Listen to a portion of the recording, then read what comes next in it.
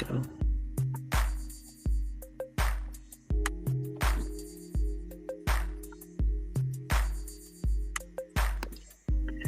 Good afternoon, everyone, and welcome to the Xavier Griffin Commitment Watch Party, where it is simulcast on Alabama at the Voice of College Football, Florida State, Ohio State, Texas, and recruiting at the Voice of College Football. From yours truly, Jackson Johnson, Garrison Gaddy, Jeffrey Littlejohn from Only Talk Sports and Alabama at the Voice of College Football, Matthew Miller, and we will be joined by Leanne Herring in just a little bit, and you may be seeing Sam Moore in just a little bit from Florida State, the Voice of College Football. And let me tell you something, folks, you're going to be in for a wild ride. Gentlemen, how are we doing today? Doing great, Jackson. Hopefully we're able to land the guy this time.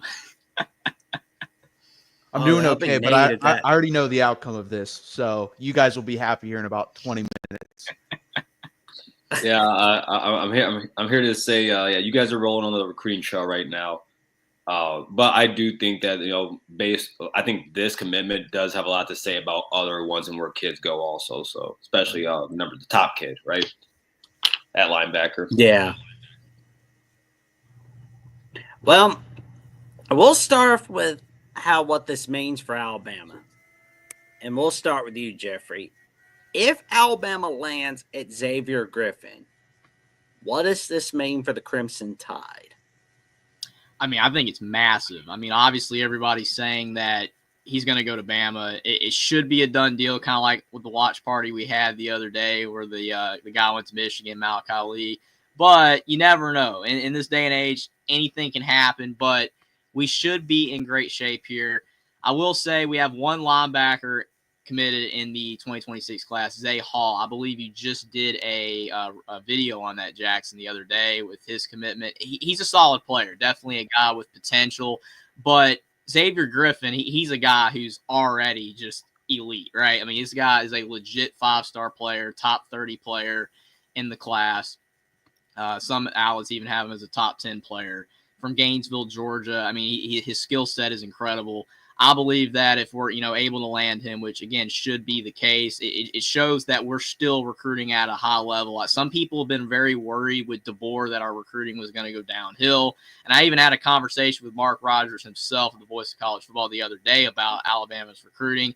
And he showed that even though we're like 10th right now in the 2026 class, our average player rating is still number 2 in all of the 2026 class of all the college football teams. So that showcases that we're still recruiting at a high level. We're going to catch up in the rankings once we start landing these big-time commits, and our commit number goes up more toward where USC's and Notre Dame's is, which is why they're at the top right now, because they already have so many guys committed. Alabama only has 13 commits right now. This would be the 14th if we're able to land Xavier Griffin, and I think that this commitment would push us up to at least probably number 7 or number 8 in the class for the team rankings of 2026. It'd be a massive get, and I definitely think that it will really set us up to continue to recruit well in the future, and it'd be great for our defense as well.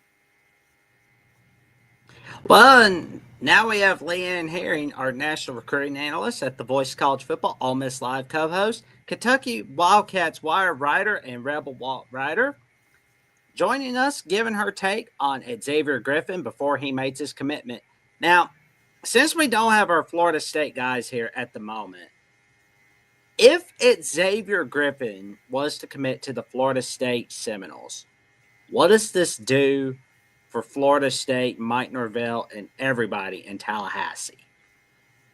I was just going over his breakdown and his commitment, and it's been all Alabama from the jump. When we talked to Griffin and and some of the others in his camp, Alabama has been at the forefront. He shared how they've been the most consistent from the jump, and I think what's been really appealing for Alabama as far as Griffin is, this is a really kid that he is really a jack of all trades on that defensive side of the ball, gentlemen. But he is also a master of every single position that he's played, and this is a guy who really Alabama has seen as a wolf again. So it seems like Alabama's in the cards, but I've also said about Florida State, if he were not to announce his commitment to Alabama, my dark horse, my curveball for Xavier Griffin to land would be first and foremost with Florida State. I think he's always shared that the second team has been really consistent in his recruitment, and then he's had a really long relationship with and a strong relationship. Another team that's really appreciate his versatile type, also seeing him as kind of a wolf kind of package, and that's really enticing to Xavier Griffin. He's an athlete, guys, that doesn't want to be put in a box, and he really shouldn't be. He's not only thinking about his draft stock at the college level, but this is a guy that just doesn't want to be known as the edge guy. He just doesn't want to be known as a Mike and a linebacker. He also has been very outspoken about the fact that wherever he lands is that he wants to make sure that he can be a multiple player kind of guy. So again, while Alabama's had the jump, this would definitely be a strong push. I see Florida State possibly making a curveball play here. So don't be surprised if he doesn't announce Alabama today. I am totally leaning towards that he would be down in Tallahassee and he would be a Nole.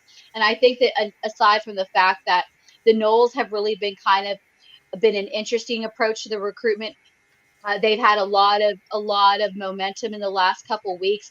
More importantly, the last couple days, flipping 5 stars, being able to track high profile recruits because they have opportunity for these kids. I've said it from the jump. It may not be the sexiest stuff in a destination nationally or especially in the ACC, but what Mike Norvell's done there is he's giving a lot of opportunity for instant impact players, multi-skilled, multifaceted players like Xavier Griffin, the opportunity to not only have a choice, but also to be an instant impact player.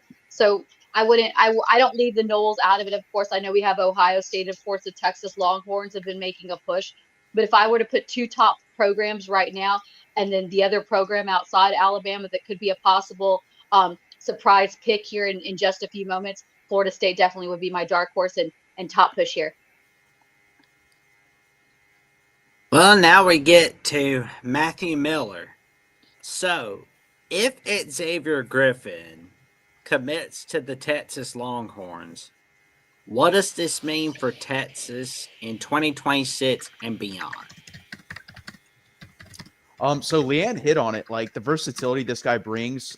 He's comped, according to 247, to Jihad Campbell. And you guys know, Alabama fans, how Jihad Campbell was playing inside linebacker and also rushing the passer. So this is an elite prospect. Someone that I never thought we were going to land both Tyler Atkinson or Xavier Griffin. I think it was either or. So if we don't land him, obviously we still have Tyler Atkinson there possibly. But I mean, this guy's a top 10, top 15 player. Number 1, number 2 linebacker, whatever site you want to use. So he's a really good football player. And anytime you can, stack top 20, top 15, top 10 football players, you're going to be competing for national championships. So overall, I mean, it is what it is. If we don't land, it'd be a really big get. But Garrison said before we started the stream too, I think this is going to tell you where other guys land as well. Like this is a big piece to fall and then see where the other dominoes land as well. Well, it would definitely be a huge win for the Texas Longhorns if they were to land Griffin for sure. And Garrison, we finally get to you. If Xavier Griffin commits to the Ohio State Buckeyes, what does this do for 2026 and beyond for the Buckeyes? Well, if he were to, I think it would cement first off not Brian Hartline, but James Laurinaitis is one of the best recruits in college football. Of course, recently this class he has Sincere Johnson. He has CJ Sano ranked in the 40s as a linebacker, but also we have Simeon Caldwell, who's one of the top safeties in the country. But for a lot of Buckeyes, we know he's probably going to move down to linebacker. He has a lot of size, and that's kind of like what we've expected out of him. Now, of course, do I expect to get him? No. Ohio State's late in this, and just like Leanne said, he wants to be a multiple guy, not just playing the edge, not just playing linebacker because he has the ability to do so.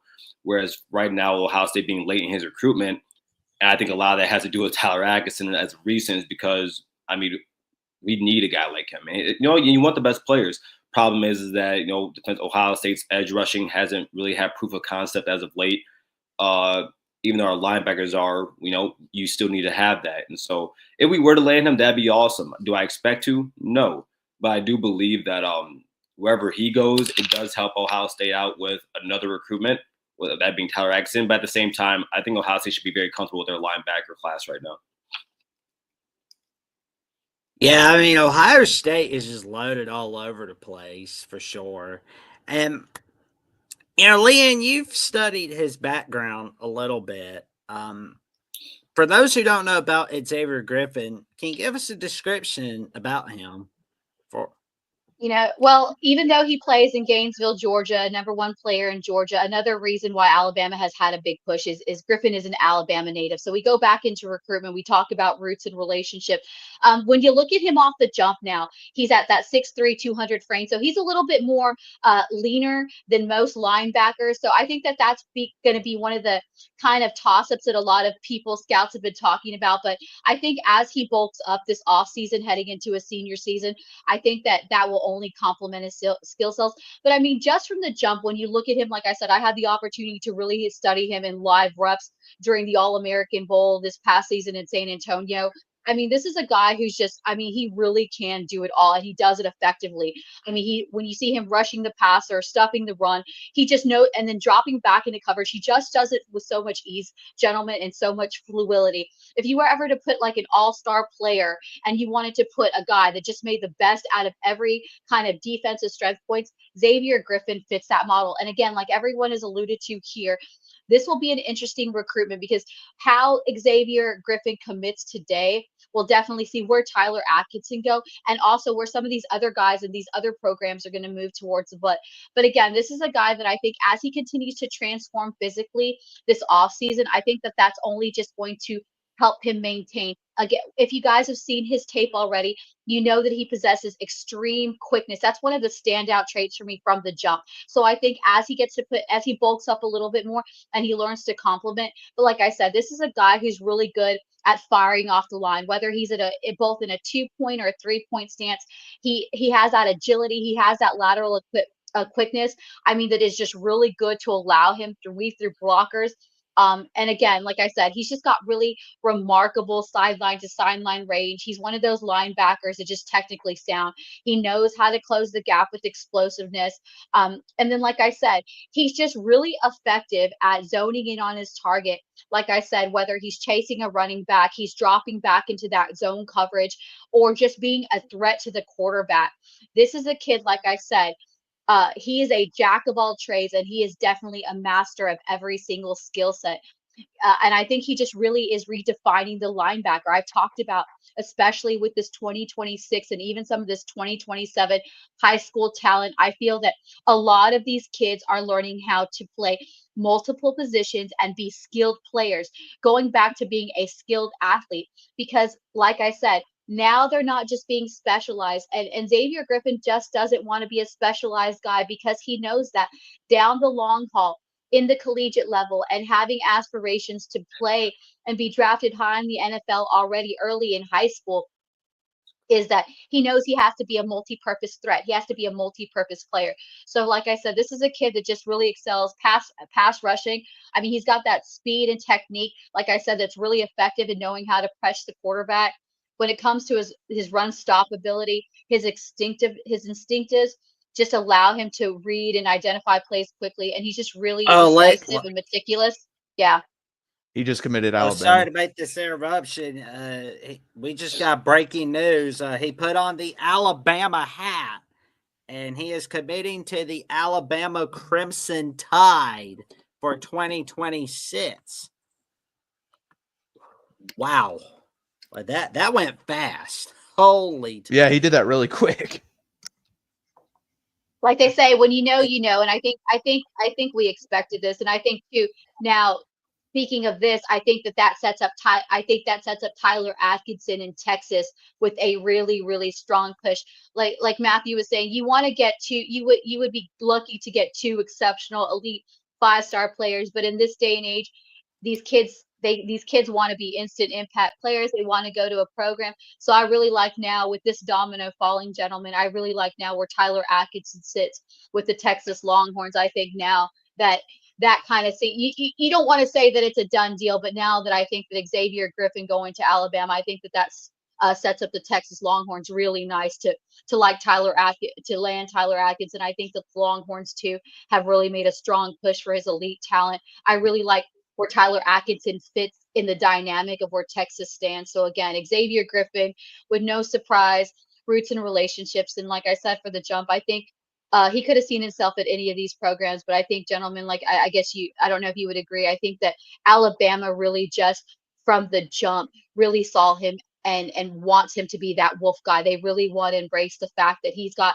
a strong level skill set, and they are going to allow him to, utilize those talents. But again, like I said, a really huge get for Alabama, getting a versatile player. I think that's just invaluable to get this Longhorn sit to get, fellow blue chip guy in Tyler Atkinson. Yeah, and, you don't mind me adding on to that. I mean, just something about his tape when you watch Griff. I mean, one of my favorite things to say about players is that their eyes don't lie, and you can clearly see on the tape like where he targets in, the ball is going. And that's really important as a linebacker. He has really good gap fits also. You like Leanne said, he's really he's an elite athlete. You watch his first 3 steps, he's joining the backfield. He has a lot of burst. There's a lot of technical things he's gonna have to work on, especially at the edge. Just having more bend. Being able to use your hands more, because the high school level, if you're the bigger, better athlete, you're going to beat the guy that's on the other side of you. And in college, it's a little bit different. But he shows that you have a guy like that who has that type of athletic ability and that size. I mean, I remember it was Bud Elliott said maybe 2 years ago on Cover 3 podcast that usually when you have a 5-star guy, it's not so much that he's more technically sound than someone that maybe a 4-star, high 4-star, blue chip or 3 stars. It's the fact that usually the bigger, faster athlete turns out to be the better player. And he's one of those guys. I mean, he's very versatile, but like I said, his eyes don't lie. I think that's really important as a linebacker. It's a huge win for Bama, and I've got a feeling this puts Alabama back in the top 10 recruiting classes, according to 247 and On3, because last Alabama was ranked 11th, according to 247. I thought they were 10, and Michigan was 11. It was Alabama that was 11th last I looked at that time. Yeah, you guys probably jumped up to 8 or 9 now. I gotta be honest, the commitment going on this quick, it kind of felt like watching a Mike Tyson fight in the late 80s. Well, I have some beef with his dad because his dad had a burnt orange shirt on. So I was like, do we have a shot here? And then 30 seconds later, he's like, nah, Alabama. Yep. It was yelp. So I'm looking at it right here. They have you guys at 10 right now, and that's before they don't even have it updated yet. So I mean, who's ahead of you guys right now? Florida State. Yes, you guys are going to move up to Notre Dame. You guys are going to move to number 9, I think, after today. Yeah. Because you guys are at 232. They're at Florida State's at 237 at 9th. You're about to add a 5-star kid. So. Yeah, for sure. And George and our guy George sends his condolences to Florida State. He's a funny guy. For those that really tune into the voice of college football, including the college football show at 3 p.m. Central Time from Mondays through Fridays, you'll know that he is a funny guy for sure. He is one of the funniest guys you'll see. He's got that Joe Exotic Tiger King voice. Hey, we're going to be in contention with them pretty soon, too, because Trenton Henderson commits in the next month. And here we go. I think we got Leanne back here. There we go. You're back. Sound good? Let's see. Here we go. But while we wait for the connection to kind of work its way back up a little bit, now that we saw Texas is not getting Griffin, what's next for the Longhorns on the recruiting trail for 2026? So we have, it's a flurry coming down the pipeline right now. So we have Kendall Gerville, defensive lineman. I think he's going to go to Texas. I'd be kind of surprised if he doesn't. 4-star. We're competing with Florida in that one. He commits, I believe, July 2nd or 3rd. I think he ends up at Texas. John Turntine is the 4th at 11:04 p.m., which is a weird time to put your commitment, but I think he ends up at Texas, especially with Malachi Lee going to Michigan. And I mean, that'd be 2 really good players that Texas gets. Obviously, they're missing out right now, but you're going to miss out. I mean, you're in these high level recruitments. You're not going to land all these players. It's just not possible. It's not going to happen. And Sark's going to recruit through the whistle. Like I said, on the Malachi Lee one, 2 days ago, you're going to get a late flip here from Sark. He always does that. He always flips someone late, and then he also gets onto someone like a month or 2 before the actual signing day, and they end up at Texas. I mean, we saw that with Justice Terry. Justice Terry was not being talked about at all to Texas at this time, at all. We got him. So Texas fans, calm down. I can't believe I even have to say this, because last year at this time, we're ahead of the pace of where we were last year. And we ended up with the number 1 class. So calm down. We'll be fine. We'll end up with the top 5 class. Sark's never not had a top 5 class. I'm pretty confident that we'll end up with one. Garrison, what does this do for the Buckeyes today moving forward? Moving forward, I mean, the last guy to go after here is Tyler Atkinson, right? Now, Tyler Atkinson is someone who just a month ago said that Ohio State was leading in his recruitment. That, of course, has teared off over the last few weeks. It looks like nothing but the state of Texas there. So, and then maybe even Georgia. I think Ohio State's out of that recruitment, and that's okay. I truly believe that. Again, you're talking about already having Sincere Johnson, and it's really hard to get 2 top 10 linebackers in one class like that. It's really rare for a program to do that. Of course, Bama has done that a few times. I think Texas has before, and Georgia has. But for Ohio State, again, when you have that, and then you have Simeon Caldwell, who's the number 9 safety in the country, but it's mostly well known that he's probably going to move down to linebacker. I think Ohio State's fine right now when you talk about that. Yeah, under Matt Patricia, you want more linebackers. You want a versatile guy like Tyler Atkinson, because we run a multiple defense now. We run a lot of guys off the edge at linebacker. But I think Ohio State's going to be fine right now. We have a lot of guys, young guys in the room. And I think that the linebacker class is fine also with C.J. Sana being in there from Olentangy High School in Ohio. Well, and I'm looking at the Florida State recruiting class for 2026. They've got 2 linebackers lined up. Noah Lavelle from Marietta, Georgia, Walton High School, who committed 12 days ago, and Karen Maycock from Miami Central High School, Miami, Florida. Now, there are a couple 3-stars, but I mean, that's no issue there. But I do wonder if the linebacker room is really going to look good for Florida State going forward. Because, I mean, it's a huge miss that they didn't get at Xavier Griffin. But all you can do is move on, go from there.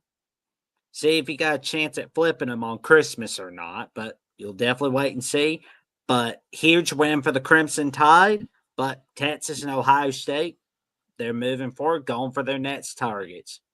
Going to shoot for Atkinson. Looking at these teams, I mean, none of us should freak out about recruiting because what our teams have done in the past. Whereas, like Florida State, honestly, probably should a little bit, because under Mike Norvell, they don't really recruit high school very well. They do a really pretty good job in the transfer portal. It's been hit or miss. Obviously, the last 2 years have shown that, where you got left out of the college football playoff after going undefeated. And then last year, you only have 2 wins. So for them, I would say this is a bigger loss, especially since Ohio State and Texas are in on Tyler Atkinson. Ohio State just had a linebacker commit, like Garrison just said, and Texas is probably going to have another one too. Kosiak Apala is going to be committing to Texas here in the next week, maybe 2 weeks as well. So I'm not too concerned about this. And it's Sark. He gets his work done late in the recruiting cycle, but I'd be more concerned if I was a Florida State fan, honestly. Yeah. I mean, Florida State, they've got quite an interesting future. But the best part about being down is the only way to go is up. Well, I guess that concludes the end of the show. Matthew, what have you got going on Longhorns Live this week for those that don't know about Texas at the Voice of College Football? Yeah, so we usually do our show Monday at 8 Eastern time. We're just shifting it 24 hours to Tuesday. We're going to be breaking down a preview of the Georgia-Texas games. Yeah, that's going to hurt a little bit for us Texas fans, reliving the last 2 games we played them. Hopefully we get that monkey off our back down in Athens this year. Garrison and I just did an Ohio State one, a week or 2 weeks ago, and that will be dropping pretty soon as well on the Texas channel. We wanted to push it a little bit later into the offseason.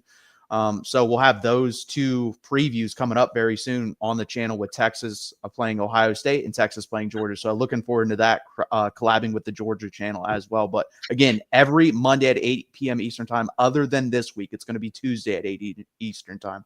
That's the only change. Well, we are definitely looking forward to that crossover. I know it's always fun seeing Garrison and Matthew crossing over. I mean, let's be real. It's always fun seeing you guys on everywhere we can find you for sure. So tell your friends, your family. No, go ahead. Sorry, Jack. I was going to say, what you want to do is tell your friends, your family, and the cashiers at Post about the magic that Matthew Miller is creating with Gerald Goodrich on Longhorns Live Monday nights on Texas at the Voice of College Football. Garrison, what magic are you cooking up this week? Oh, well, first off, shout out to Matthew for doing some negative recruiting last week with Ojo. That was dirty. But no, man. Mondays we moved the time to 7:00 on Mondays and for the Ohio State primetime show with myself and Ryan Stanos. Also, we'll be moving it to 7:00 on Thursdays for the call-in show.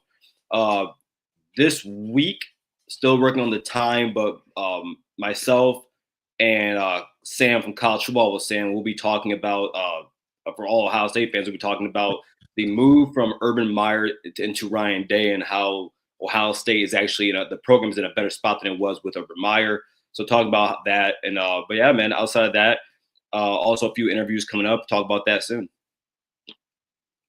Oh, man, that's funny because I was talking with College Football with Sam Friday night. That was pretty funny.